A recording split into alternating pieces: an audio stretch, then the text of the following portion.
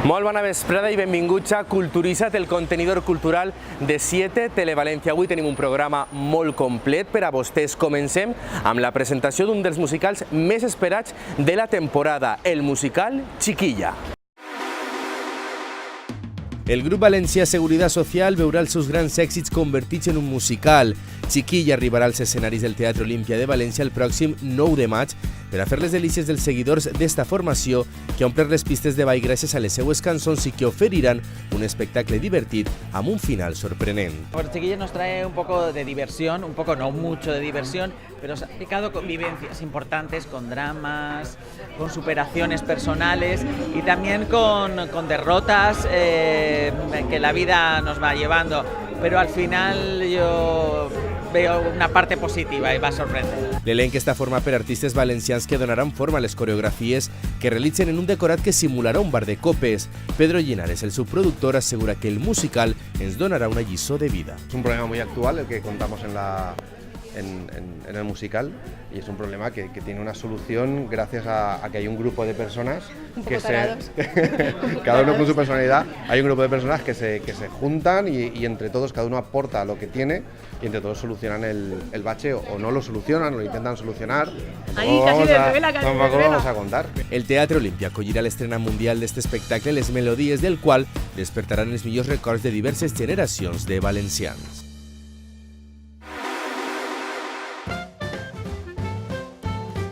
La 53 Fira del Llibre de València se celebrarà del 26 d'abril al 6 de maig en els Jardins de Vivers i serà la més gran de la història tant en número d'expositors i casetes com d'activitats.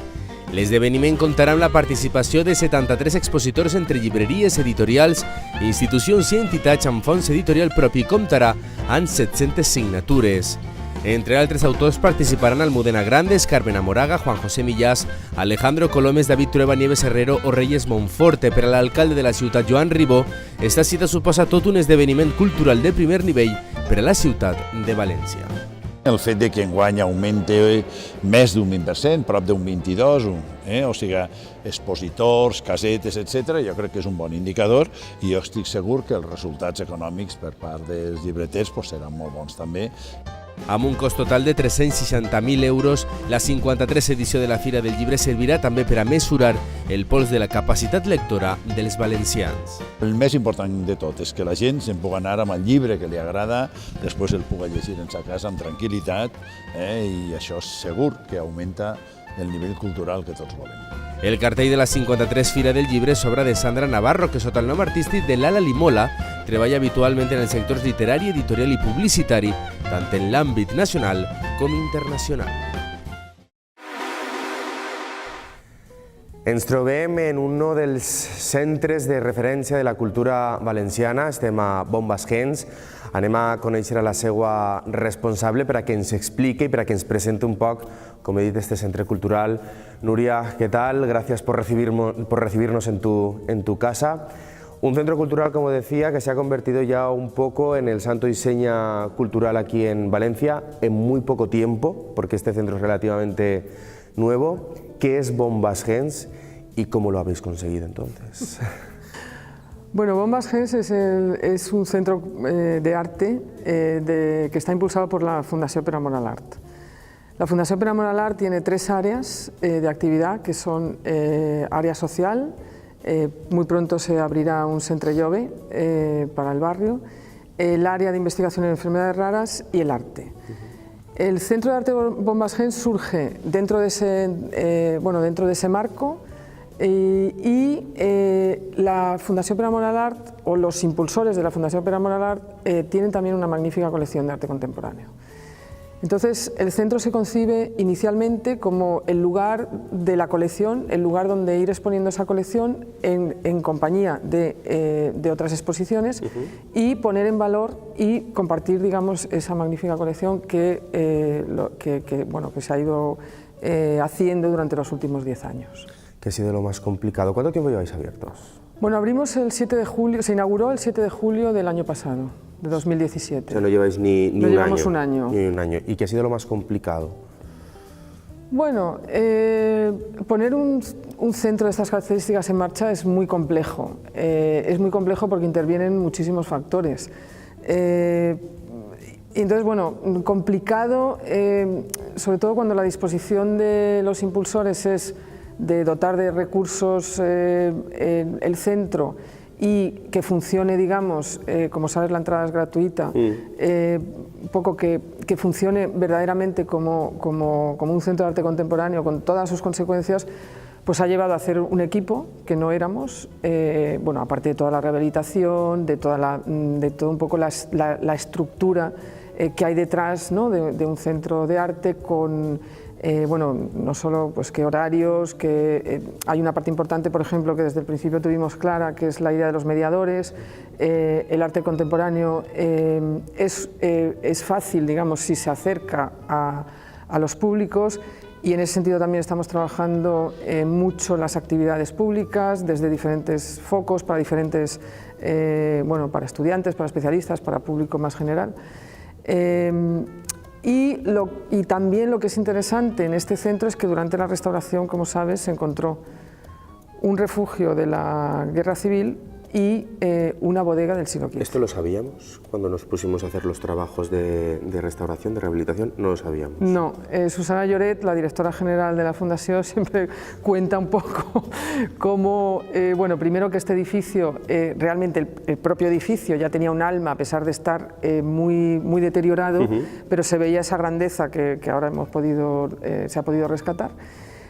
Pero no, Susana cuenta que pensaban que era el refugio una carbonera, que de hecho se utilizó como carbonera posteriormente y fue en los trabajos de limpieza donde... Y la bodega del siglo XV fue ya una sorpresa máxima cuando se estaba realizando el parking. El muro de hormigón, bueno, había algo y había una magnífica bodega. ¿El hallazgo fue más un inconveniente o una bendición haberlo encontrado? Porque por si le daba un valor añadido a lo que es la exposición, el centro y demás, ¿o fue un inconveniente? No, fue, digamos que al principio es un susto, entonces los recursos son enormes, pero bueno, desde el principio la propiedad decidió que evidentemente era un valor que había que poner a disposición y entonces, bueno, fue una aceptación de que eso no se podía tapar, no se podía, bueno, porque se podía haber estudiado y tapado, sí. Pero no, desde el principio con la restauradora Paloma Berrocal se pensó que había que ponerlo en valor y de hecho es magnífico. Y digamos que esa bodega también recupera un pasado agrícola, un hábitat histórico de esta zona que además se completa, digamos, junto con las alquerías de Barrinto, Félix, del Parque de Marchalenes. Digamos, es una ciudad donde es tan importante el paisaje de la huerta y que ha sido tan maltratado, recuperar por lo menos la memoria de ese lugar en un barrio de construcción de los años 60-70 es muy importante. Y digamos que en la parcela de Bombas Gens ahora mismo hay 500 años de historia. Bueno, hay un poco más, porque también pasan algunas de las acequias madres de la ciudad de Valencia. Entonces, bueno, también se relaciona con el agua, con la fachada, como sabes, la fachada modernista, de los años 30, con eso. Entonces, bueno, la verdad es que es una riqueza arquitectónica, patrimonial y también, bueno, a partir de la colección que lo hace muy especial. O sea que al final Bombas Gens también ayuda a entender un poco lo que es la historia, la tradición, ya no solo de esta parte de la ciudad, sino de Valencia en general, ¿no? Sí, yo creo que, bueno, también porque estamos trabajando nuestra idea un poco de cómo enraizarnos en este lugar como centro de arte, como fundación, no solo por el trabajo del Centre Jove con niños y niñas o adolescentes de la zona, sino estamos poniendo en marcha una serie de actividades de largo recorrido, como por ejemplo el grupo En Marcha, que es en marcha en el sentido de andar y en marchalenes, o los grupos de lectura, y ahí estamos intentando trabajar lo que queremos trabajar dentro del museo y fuera del museo, o sea, también la historia, un poco, sí, recuperar las historias de Bombas Gens, ¿no? De hecho, hicimos una exposición que se llamaba Historias de Bombas Gens, donde, digamos que la fábrica se construye cuando todo era huerta, en el año 1930. Entonces, esta fábrica está aquí antes que el barrio, y es un hito referencial para personas que trabajaron, pero para los propios vecinos y para la gente que trabajaba aquí. Entonces, el haberse recuperado, digamos que ha dado un aliento al barrio que las personas están, bueno, porque es una recuperación de su memoria. Y yo creo que esas memorias inmateriales o esa riqueza inmaterial es muy importante. Nuria, hablemos un poco del contenido, ya conocemos más o menos el contenedor. ¿Es complicado dotar de contenido un centro como este? ¿En qué os basáis a la hora de organizar, preparar y gestionar una exposición? ¿Por qué elegís a unos artistas y a otros no? Cuéntanos un poco. Bueno, como te he dicho, la base del centro es la colección Per Amor al Art. Es una colección de fotografía y arte del siglo XX y XXI, con una tendencia o con un gusto, digamos, hacia la abstracción en pintura y escultura. En fotografía es realmente un recorrido por la fotografía del siglo XX, la fotografía clásica o ya clásica del siglo XX. Es una colección muy extensa, tiene más de 1800 obras. Y digamos que es la base... ¿Todas expuestas ya? No, no. Vale. No, la colección va rotando, entonces el centro tiene exposiciones dedicadas a la colección que duran más o menos entre 8 y 10 meses y exposiciones temporales. Exposiciones temporales de artistas que tenemos en la colección. O sea, la colección Per Amor al Art además se caracteriza porque no tiene una sola obra de un artista. La idea es, en lo posible, tener varias obras que muestren el recorrido del artista. Y también, siguiendo esa misma idea, el hacer exposiciones individuales es para ampliar el conocimiento de esos artistas de la colección, poder hacer un trabajo científico a partir de los catálogos, etc. Entonces hemos hecho ya 2 exposiciones. La primera fue el ornamento del hito, digamos, a partir de esa idea de la decoración o de las relaciones entre el arte abstracto y lo ornamental. Y esta, que llamamos El pulso del cuerpo, usos y representaciones del espacio, que tenemos unos 40 y tantos artistas que trabajan con esa idea del espacio y del lugar. Entonces vamos haciendo lo que llamamos lecturas de la colección. No son temas, porque el tema reduce demasiado el arte significa muchas cosas, pero sí son líneas de trabajo. Y esa es la idea. A partir de ahí es donde también las actividades vienen a completar aspectos a partir de la colección. Pero digamos que... O sea, que nada está hecho al azar realmente, todo tiene una relación. No. Sí, cuando empezamos a trabajar y a mí me pidieron estar aquí, planteamos el programa de un centro es lo fundamental. El programa tiene que ver con todo, tiene que ver absolutamente con todo. Y la idea aquí, desde todos los departamentos que trabajamos, es trabajar en esa... para digamos, crear un puzzle con sentido, ¿no? y donde todo esté relacionado y donde todo tenga su lugar. Oye, la aceptación del público.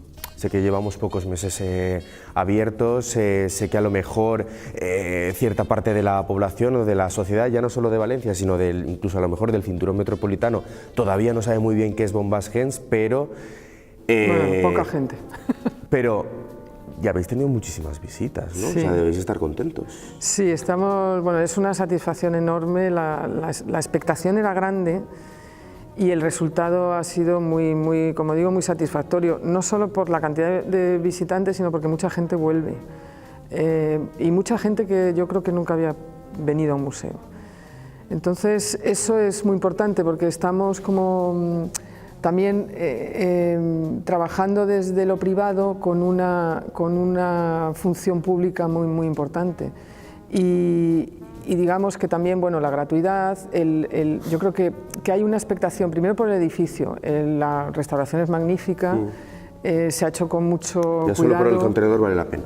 Y luego pues el tener estas obras de arte, digamos, en Valencia a disposición de los colegios, de las familias, que pueden venir siempre que quieran, pues yo creo que, como digo, pues también el reclamo del refugio, la exposición de historias de Bombas Gens, que fue muy visitada, el trabajo con nuestro territorio más cercano, pero también con la ciudad, Pues sí, yo creo que tenemos muchos tipos de visitantes y muchos tipos de recepciones y eso también le está dando mucha riqueza al centro. ¿El futuro de Bombas Gens por dónde pasa? Y el futuro más inmediato, obviamente. Pues el futuro más inmediato yo creo que pasa por consolidar.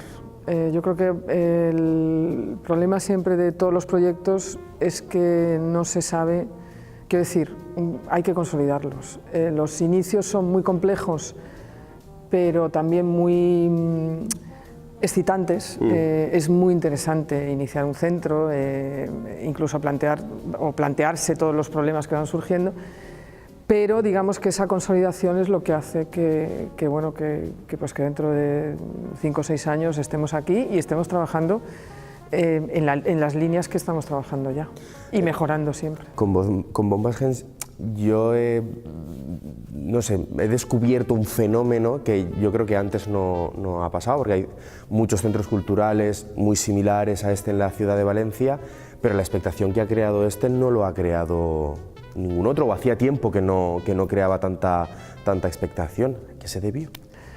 Bueno, yo creo que ahí... Porque, perdona que te corte, cuando a alguien le dices Bombas Gens, sí, Bombas Gens, lo haya visitado o no, pero todo el mundo lo conoce. Bueno, yo creo que ahí hay digamos que al saber le llaman suerte, pero la suerte a veces, quiero decir, el momento, nosotros teníamos muy claro que salíamos en Valencia 2017 y como sabemos los 20 años anteriores fueron un poco difíciles para la cultura y especialmente para el arte contemporáneo. Hay toda una generación que ha perdido, digamos, esa y tenemos que recuperar. Yo creo que ha sido como otras cosas, pero ha sido, como he dicho, un aliento y una, o sea, no tanto... Se ha sumado a muchas cosas que se van recuperando para la ciudadanía, sí. Y además yo creo que la gente ha hecho suyo el centro muy pronto. Bueno, porque a lo mejor lo tienen que decir las personas, yo tampoco lo sé. Nosotros lo hemos hecho para eso y bueno, y por eso la satisfacción, porque vemos que nuestro trabajo se ha visto recompensado. Eso también al lado, ¿no?, de una recuperación, yo creo, cultural en general de toda la ciudad, pues yo creo que cuando a todos nos va bien es cuando va bien una ciudad. Nuria, enhorabuena por el centro, por la gestión de Bombas Gens y gracias por recibirnos en tu casa. Muchísimas gracias a vosotros. S'acosta el cap de setmana i una de les millors opcions és anar al cinema. Si no saben quines pel·lícules deuen veure, prestem moltíssima atenció al nostre crític cinematogràfic de capçalera, Sergio Castellote, que els orientarà sobre quines pel·lícules deuen veure. Hola, ¿qué tal? Buenas tardes. Vamos a comenzar por la primera película, Alma Mater. Podríamos decir que no va a ser un fin de semana o esta semana cinematográfica que vayamos a recordar por la calidad de los productos. La verdad es que no han sido muy allá, culturalmente hablando, pero Alma Mater sí que tal vez sea la película más interesante de los estrenos, una película situada en Damasco, en la plena guerra de Siria, y prácticamente ubicada en el interior de una vivienda, de unas personas normales y corrientes, como no pueden bajar a la calle porque si no son disparadas por francotiradores, y la situación que viven allí con suciedad, hambre y una serie de situaciones límite que están esta familia de 9 personas situadas en una casa, prácticamente sitiados, y que hacen aparentar una vida normal cuando fuera en la calle pues es lo que está ocurriendo en aquella guerra. La verdad es una película interesante en ese sentido, un poco oscura, pero muy de agradecer. El segundo estreno ha sido la más popular y más taquillera, Operación Rampage, una película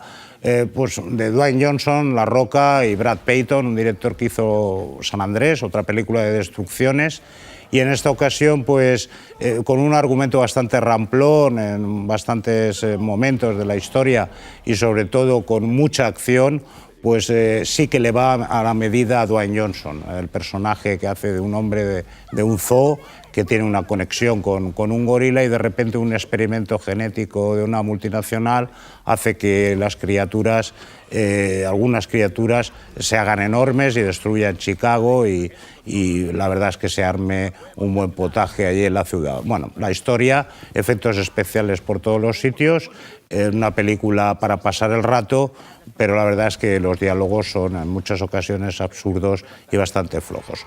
El estreno valenciano en la semana es El sueño de las lagartijas, película de Pedro Rosado, un director con una trayectoria tal vez de las más extensas de la dirección valenciana, con Wilaya, Cenizas de Volcán, varias películas en su haber, y en esta ocasión pues, nos muestra una historia de humor mediterráneo muy sátiro y sobre todo muy negro, a partir de un policía local que quiere la herencia de la madre, del que el marido falleció, pero esta lo ve y lo ve en sus pensamientos, ya que está enferma, y a partir de ahí pues se crea una situación de una familia prácticamente hundida que quiere salir a flote como pueda, y la madre les aguarda una buena sorpresa. Pedro Rosado hace una película de bajo presupuesto, pero correcta, con unos actores bien, como Lola Moltó y Chimo Solano, que están la verdad que muy funcionales, y es una película que se puede ver.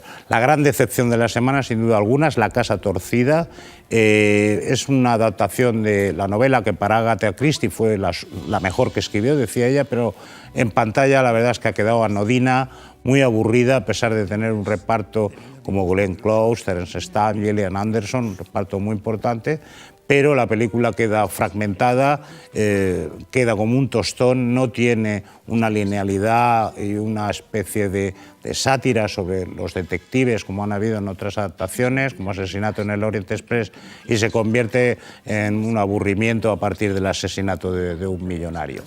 También se ha estrenado El buen maestro. El buen maestro es una película francesa que ya hemos visto varias veces, una película parecida a La clase de Laurent Cantet, que fue una película que ganó muchos premios en bastantes festivales, pero aquí en esta historia volvemos a ver otra vez la relación de un profesor enérgico, duro, que está en el centro de París y lo envían al extrarradio, a un instituto con gente conflictiva y gente de otras razas, y lo que al principio parece chocante, después pues ya empieza a haber una serie de humanidad. Lo que pasa es que aquí los personajes de los alumnos están poco desarrollados y el del profesor sí que adquiere cierta dimensión y cierta fuerza. La verdad es que la película es correcta, pero tampoco ha sido muy interesante. Esperemos que la semana que viene tengamos mejores películas para ver. Per a banda del cinema hi ha 3 opcions culturals a la ciutat de València. Presten moltíssima atenció a la nostra agenda per saber quins són els plans que poden fer este cap de setmana. Per a este dissabte, un concert de l'Orquestra de Cambra de la Comunitat Valenciana. Per a la setmana que ve, el Temple Musical ha programat un recital de la mezzosoprano María José Montiel per a fer les delícies dels amants del bel canto. Luz Casal presenta nou treball discogràfic en un concert al Palau de les Arts on també repassarà els èxits que l'han convertit en una de les millors cantants d'este país.